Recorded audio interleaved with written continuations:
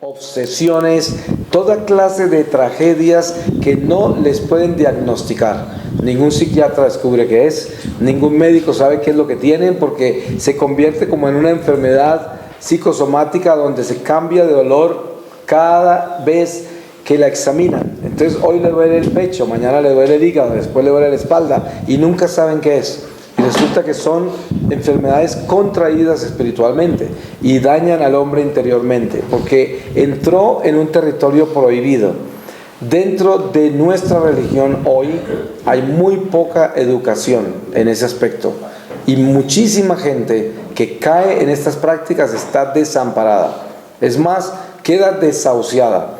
Y el camino más rápido para salir de ellos es váyase para donde el psiquiatra, porque la mayoría de la gente no va a aceptar de que son enfermedades espirituales.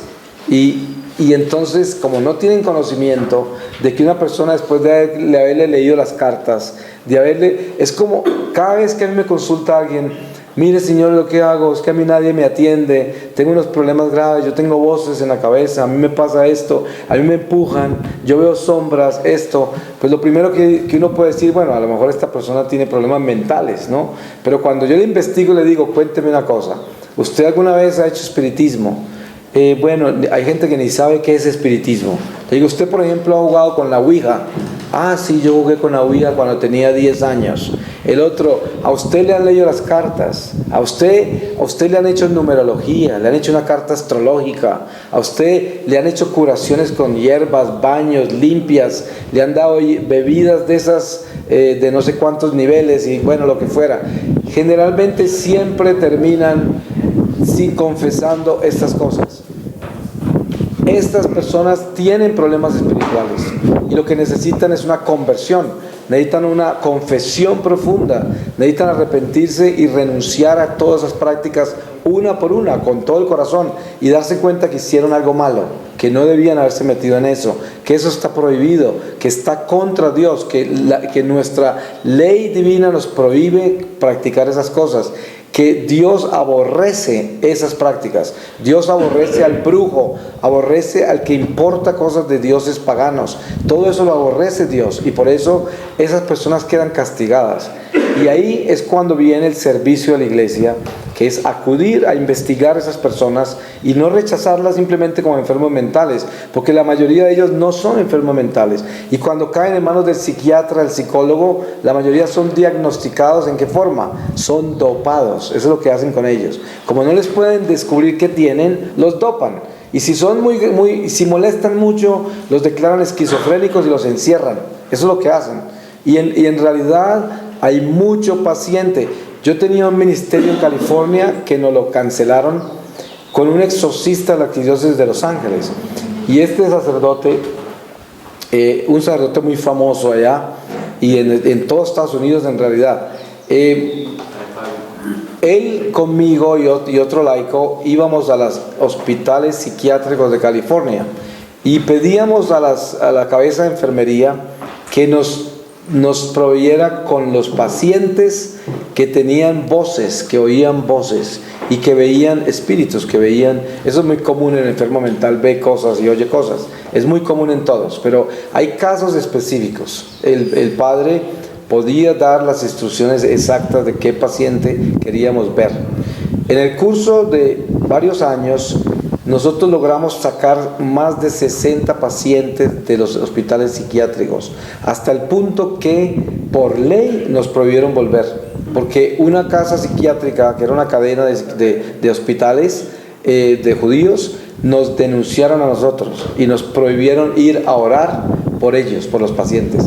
Dijeron que nosotros estábamos atentando contra el estado de la salud de los pacientes, a pesar de que presentamos pruebas nosotros de toda la gente que se sanó y salió de los hospitales. Ganaron el caso ellos y nunca pudimos volver a los hospitales psiquiátricos en California.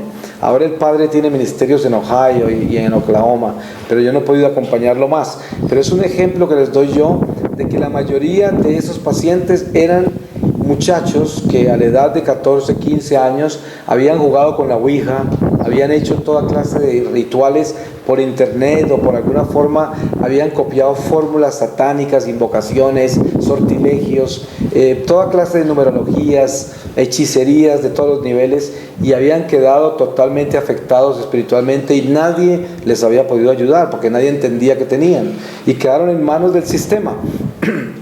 Encontramos de que muchos casos también eran mentales, gente que eran enfermos mentales, porque con la forma que el padre actuaba, muy rápidamente se descubría si era mental o espiritual, porque cuando es espíritu, el espíritu ataca inmediatamente. Después de que le hagan las oraciones de la iglesia, el espíritu tiene que hablar y se manifiestan, y ya sabíamos que tenía espíritu. El enfermo mental no reacciona con espíritus, porque no tiene espíritus. Entonces eso es tan sencillo como eso. El caso es que les estoy hablando de esto es porque hoy nosotros más que nunca tenemos más y más pacientes así. Por ejemplo, yo cuando misiono en Venezuela, Venezuela es un país invadido por la brujería, la santería cubana y toda clase de candomblé de Brasil, porque lo tienen al lado. Lo que son cubanos con la santería y brasileros con el candomblé tienen invadido a Venezuela desde las clases más altas hasta las más bajas, ¿sí? Desde Chávez, exacto, que él está, Chávez por ejemplo, consagrado al babalao y todo eso, ¿no? Y cada día en Venezuela se ve más gente vestida de blanco, de todos esos santeros, y dentro de la iglesia, sacerdotes que son santeros, monjas que son candomblé y vudú, de todo eso. Y es normal, es absolutamente normal que la gente le lea las cartas, que vayan donde el psíquico a que les lea pues la vida, y no se hace nada al respecto, absolutamente nada, y cada día están peor. En nuestra iglesia colombiana, gracias a Dios, en Colombia hace tiempos ya que se viene dando una evangelización sobre la nueva era, y hay mucha conciencia, hay mucha gente que sabe qué es nueva era y detectan los movimientos de la nueva era. Pero sin embargo nunca es suficiente. Son los vientos de la nueva era, ¿sí? Nunca es suficiente lo que uno puede enseñarle a la gente, porque es tanto lo que hay. Pero lo más importante, yo creo, de la lección que necesita el pueblo de Dios, que necesitan sus fieles, sus parroquianos, la lección más importante es enseñarles de que nosotros no necesitamos alternativas. No necesitamos alternativas. El hombre debe vivir sujeto a lo que Dios nos ha dado, a nuestra fe como es. Yo no necesito ninguna técnica para aprender a rezar mejor. Cuando una persona viene a enseñarme a mí una técnica para orar mejor, tengo que averiguar el origen de esa técnica.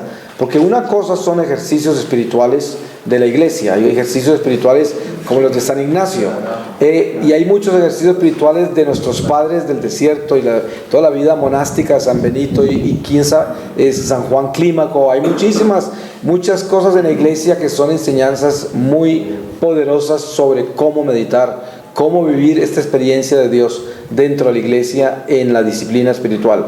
Pero la importación de todos estos elementos paganos y de todos estos elementos de la ciencia humana es el veneno que tenemos hoy en la iglesia, en nuestra fe. Miren algo que es importantísimo de descubrir con cuidado.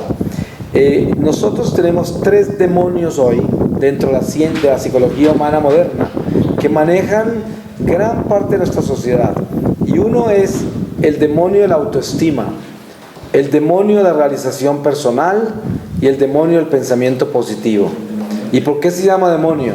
Por esto: la psicología sana de Dios nos enseña que nosotros necesitamos estima, pero si nosotros vamos a hablar del verdadero estima, el único estima que el hombre tiene es Cristo estima. No puede tener autoestima. ¿Y por qué no puede tener autoestima? El ejemplo comienza con Moisés y la zarza ardiente. Cuando